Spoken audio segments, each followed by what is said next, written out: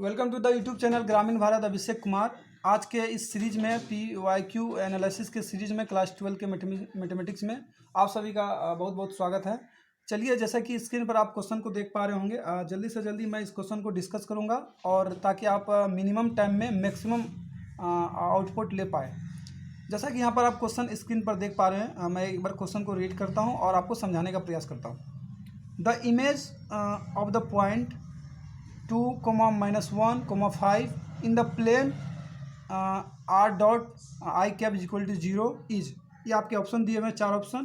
पहला ऑप्शन, दूसरा ऑप्शन, तीसरा ऑप्शन, चौथा ऑप्शन। इस टाइप के क्वेश्चन फ्रिक्वेंटली आपके एग्जामिनेशन में आते हैं और आप कई बच्चे CBSE के से आसानी से सॉल्व इसलिए नहीं कर पाते हैं क्योंकि ये टॉपिक ऑलरेडी, इस टाइप के टॉपिक NCERT में उतने क्लियरली रूप से नहीं दिए हुए। बट मैं आपको एक इजी तरीका बताऊंगा जिससे आप इस तरह के क्वेश्चन को आसानी से टैकल कर पाओगे और फ्रिक्वेंटली आप आंसर कर पाओगे कि इसका आंसर क्या होगा। क्योंकि ये लगते हैं देखने में बहुत साधारण क्वेश्चन, बट इसका सॉल्यूशन आप करने बैठोगे तो हो सकता है कि 1-2 पेज जाए और सब्जेक्टिव में। पर यहाँ पर आपको ऑब्जेक्टिव पॉइंट ऑफ व्यू से पूछा है तो उसी पॉइंट ऑफ व्यू से हम लोग डिस्कस करेंगे। लेकिन इससे पहले मैं आपको पहले क्वेश्चन को समझाऊँगा, उसके बाद इसके डेप्थ एनालिसिस करेंगे। सबसे पहले क्वेश्चन क्या कह रहा है, एक कोई प्लेन है, मान लीजिए कोई प्लेन, मैं यहाँ पर मेंशन कर दे रहा हूँ। एक कोई प्लेन है, इस प्लेन में के ऊपर एक कोई यहाँ पॉइंट है, पॉइंट का 2, -1 और 5 इसका कोऑर्डिनेट है।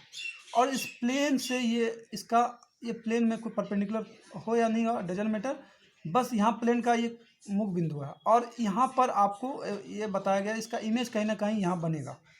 ये कोई पॉइंट मान लेता हूँ मैं P है और इसका Q पर कोई ना कोई इमेज बनेगा और इसी इमेज को हमको पॉइंट को निकालना है। ये क्वेश्चन ऑलरेडी यही कह रहा है और इस प्लेन का इक्वेशन हमें दिया हुआ है r dot 1 I cap is equal to 0।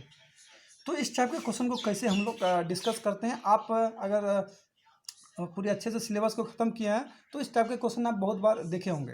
और इस टाइप के क्वेश्चन आप कैसे बनाते होंगे मैं आपको वो अप्रोच बताता हूँ। सबसे पहले आप क्या करते होंगे, ये और P और Q लाइन का एक इक्वेशन आप लिखते होंगे इसके सहायता से। यहाँ इसको आप सबसे पहले कार्टेशियन फॉर्म में अगर कन्वर्ट करोगे और उसके बाद इस लाइन का इक्वेशन लिखोगे, फिर यहाँ का कोई जनरल पॉइंट का कोऑर्डिनेट निकालोगे उस लाइन का, उस जनरल पॉइंट लेमडा के टर्म में निकालने के बाद आप इसको क्या करोगे, इसमें पुट कर दोगे। जैसे लेमडा का वैल्यू आएगा, फिर आप ये पॉइंट निकालोगे, फिर यहाँ से मिड पॉइंट फॉर्मूला से, क्योंकि ये डिस्टेंस और ये डिस्टेंस बराबर होगा और इस सहायता से आप यहाँ का पॉइंट निकाल पाओगे और ये पॉइंट निकल जाएगा तो आप ये पॉइंट भी निकाल पाओगे। ये आपका एक कन्वेंशनल मेथड हो सकता है, आप यहाँ पर ट्रैप्ड हो सकते हैं, बट आपको मैं एक ईजी तरीका बताता हूँ कैसे इस टाइप के क्वेश्चन को आपको टैकल करना है।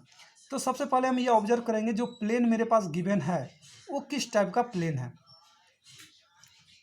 ये जो प्लेन मेरे पास ये गिवन है r डॉट I कैप, ये प्लेन एक्चुअली में अगर आप ध्यान से अगर इसे ऑब्जर्व कर पाओगे तो ये r कैप के साथ जो ये डॉट प्रोडक्ट लिया गया है I कैप का, तो हमेशा I कैप जो होता है x एक्सिस को दर्शाएगा, क्योंकि x एक्सिस का ही जो मतलब कि यूनिट वेक्टर होता है I कैप होता है। इसका मतलब ये है, ये जो प्लेन है मेरे पास YZ प्लेन है। दिस इज क्लियर, बिकॉज अगर ये YZ प्लेन नहीं होता तो x के साथ डॉट लेने पर ये 0 नहीं आता। तो पहला बार हम ये क्लियर हो पाए, ये जो प्लेन है ये YZ प्लेन है।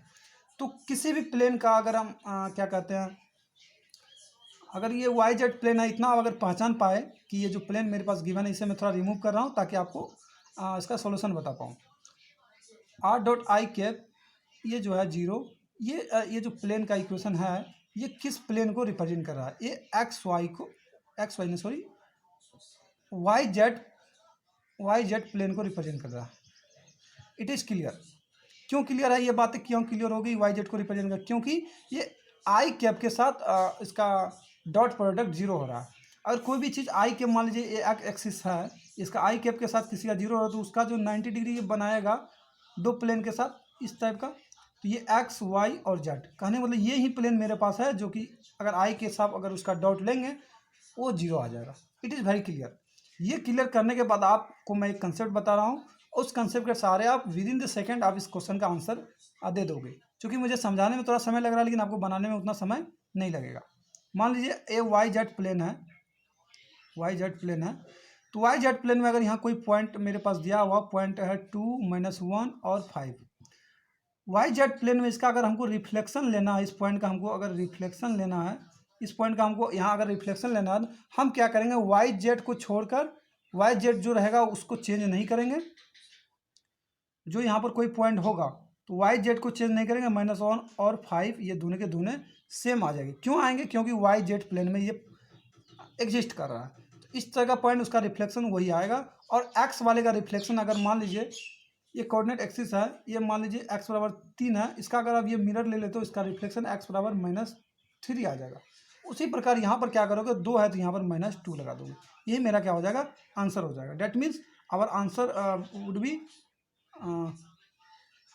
यहाँ पर तो ये तो चेंज नहीं होगी -1, ये ऑप्शन में थोड़ा दिक्कत है, ये ऑप्शन हो, ये ऑप्शन मेरा राइट आंसर होगा। -2 क्योंकि x को आप चेंज करोगे और ये दोनों के दोनों वही रहेंगे। तो यहाँ से कंसेप्ट आपको क्या सीखने को मिला,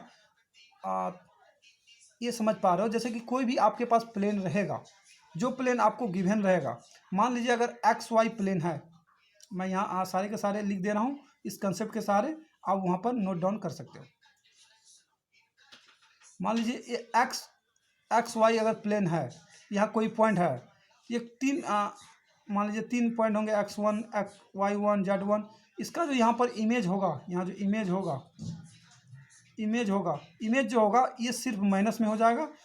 XY चेंज नहीं होंगे, XY को X1 जो रहेंगे Y1 वही रहेंगे, और Z चूँकि चेंज होगा, Z में -Z आप लगा दो।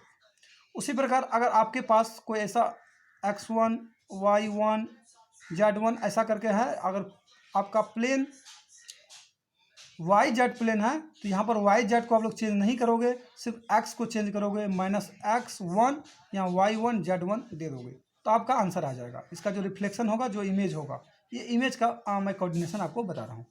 फिर उसी प्रकार अगर ZX प्लेन है,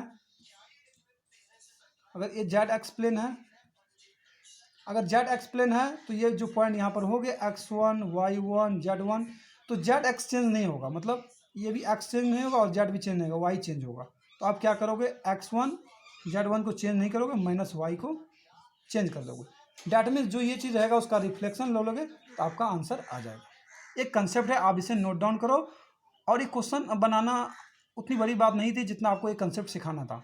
और इसके अलावा मैं एक जनरल कंसेप्ट आपको यहाँ पर सिखाऊंगा, जो किसी भी क्वेश्चन में आप अप्लाई करोगे, किसी भी जो प्लेन का क्वेश्चन होगा उसका इमेज फाइंड करने में आपको with in the 5 to 10 second लगेंगे। तो आप क्या करोगे, जैसे मान लो कोई प्लेन है, इसका इक्वेशन मैं मान लेता हूँ AX + BY + CZ + D = 0, जहाँ पर इसका जो नॉर्मल वेक्टर है ये किसके प्रोपोर्शनल है, A, B और C के प्रोपोर्शनल है। ये चीज़ आप समझ पा रहे हो। अगर किसी भी पॉइंट का मान लीजिए ये X1 है, Y1 है और ये Z1 है, इसका हमको क्या करना है, इमेज लेना है। तो इसका जो यहाँ इमेज होगा, यहाँ जो इमेज मान लेता हूँ मैं, इमेज का जो कोऑर्डिनेशन होगा इसका ये होगा, मान लेते हैं X, Y और Z। ये अगर कंसेप्ट समझते हैं तो यहाँ मैं इस X, Y, Z को कैसे निकालना है, एक मैं आपको जनरल फार्मूला बताता हूँ। वहाँ से आप क्या करोगे, X माइनस जो यहाँ पॉइंट रहेंगे X1 अपॉन इसका जो डायरेक्शन कोसाइन रहेगा नॉर्मल वेक्टर का, बराबर Y - Y1 अपॉन B बराबर Z - Z1 अपॉन C बराबर होगा -2 इंटू, इसको मैं यहाँ लिख दे रहा हूँ, चूँकि यहाँ रिमूव करके मैं अच्छे से लिख दे रहा हूँ, आप लिख पाओगे थोड़ा सा। यहाँ पर X - X1 upon A = Y - Y1 upon B = Z - Z1 upon C = -2 into AX1 + BY1 + CZ1 upon A² + B² + C²। अगर इन फार्मूलों को आप याद रखते हो तो आपको ज़्यादा ऑब्जर्वेशन की ज़रूरत नहीं पड़ेगी, आप यहाँ पर पुट करोगे और आंसर निकाल लोगे। और जो एबव क्वेश्चन है उस संदर्भ में मैं इसे अगर लिखना चाहूँगा तो कैसे लिखूँगा, X1 हमें निकालना है, X- पॉइंट मेरे पास पहला पॉइंट 2 दिया हुआ, 2 अपॉन जो मेरे पास ये इक्वेशन है, अगर इस इक्वेशन को आप थोड़ा सा कार्टेशियन फॉर्म में कन्वर्ट करने अगर जान रहे हो तो इसको ऐसे लिखा जा सकता है, x plus 0 into Y plus 0 into Z is equal to 0। इस तरीके से आप इस इक्वेशन को लिख सकते हैं आसानी से। तो यहाँ से अगर ऑब्जर्व करोगे तो ए बराबर 1 है तो 1 लिखोगे। फिर अगर यहाँ पर y माइनस यहाँ पर -1 है, यहाँ पर -1 upon 0 is equal to Z minus 5/0 is equal to -2 into ये जो पॉइंट है, इस पॉइंट को अगर इस इक्वेशन में रखोगे सिर्फ 2 का 2 होगा, बाकी के बाकी सारे के सारे 0 हो जाएंगे। यहाँ पर 2 अपॉन ए स्क्वायर, 1 का स्क्वायर प्लस 0 का स्क्वायर 0 का स्क्वायर, इसका करोगे तो 1 ही होगा। फाइनली आपका यही आंसर यहाँ पर जो एक्स वाई जेड का फाइनली आंसर क्या आएगा, अगर आप इसको इसके साथ इक्वेट करोगे, एक्स का वैल्यू जो आएगा आपके पास -4 पे 2 प्लस करोगे तो एक्स का वैल्यू -2 आएगा। फिर इसको इसके साथ अगर हल करोगे तो वाई का वैल्यू क्या आ जाएगा आपके पास, -1 आ जाएगा। फिर इसको इसके साथ अगर हल करोगे तो जेड बराबर क्या आ जाएगा, आप 5 को उधर दोगे,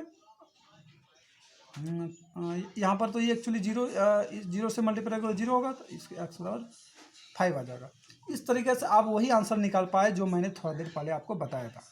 आई थिंक ये एनालिसिस आपको आगे के एग्जामिनेशन में अच्छा स्कोर करने के लिए बहुत ज़रूरी है और आपको बहुत हेल्प होगा। अगर आपको लगता है थोड़ा सा आपका हेल्प हुआ है तो आप अपने ज़्यादा से ज़्यादा दोस्तों को शेयर कीजिए। अगर इस चैनल में नए हैं तो इस चैनल को सब्सक्राइब कीजिए।